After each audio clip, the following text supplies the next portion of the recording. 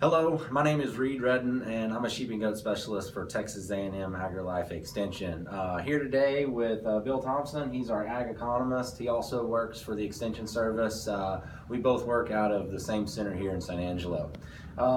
It's just a couple of weeks away from Christmas, and people are always thinking about the holidays and how they influence the sheep and goat market, whether that be Christmas or Easter for the traditional consumer, or Ramadan or the festival of sacrifice for the non-traditional consumer.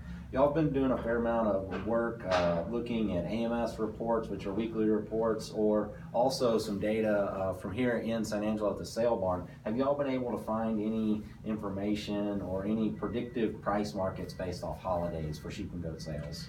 Not really. We've got several sources of data that we analyze. Like you said, the AMS reports, which we analyze weekly and we post on the website, which we'll give you later. We also have an ongoing project with Producers Livestock here in San Angelo, and they give us absolutely every sheep and goat transaction every year that we're able to analyze with very detailed statistical analysis of that data. And looking at that, we cannot identify, looking at just the price data, we cannot identify holidays, whether that's Islamic holidays or Christian holidays, just purely on the price data.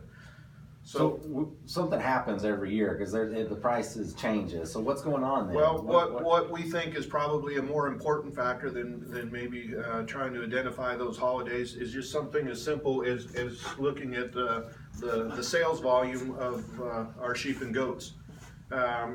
What we got here is a chart from 2013 through 2017 of the slaughter lambs that go through the auction here in San Angelo. The axis over here on the left-hand side is sales volume in thousands of head each month.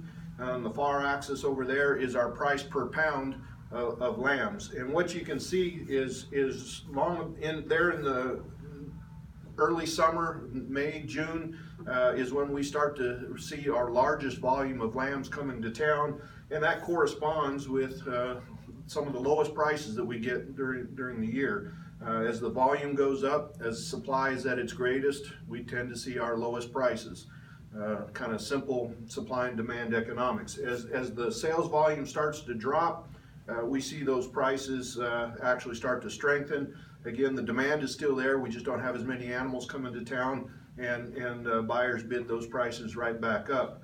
We get some questions periodically about this little dip here. This is the time frame where most of our lambs are coming to town, and the auction is only open 3 weeks in the month of July. They take the 4th of July holiday off, so we've got just one little drop there. Those sales are averaged out on either side of that though, but in the month of July there is a little bit of a drop just because of that one holiday. We have the same information over here on our goats, and again it follows a very predictable pattern. Again, volume on this side, price per pound on that side, and we can see here the volume actually increases a little bit later in the year.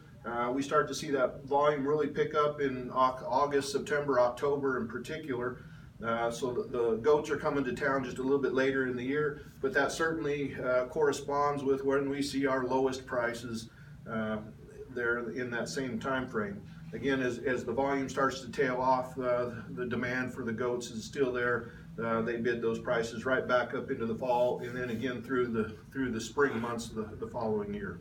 So if sheep and goat ranchers are trying to target a specific holiday in particular, that they may find better luck just looking at particular months throughout the year when we know sales volume is going to be low, to be able to capture the most value out of their animals. Is that to summarize? I think that's the case, because if we start chasing the holidays, that producer and many others are also chasing the same holiday, and it's not uncommon for them to simply overwhelm the local auction market where they are taking those animals. So in terms of the big patterns here affect everybody, and again I think there's maybe a little more predictability and usefulness of maybe looking at the bigger seasonal patterns rather than trying to pinpoint some individual holidays.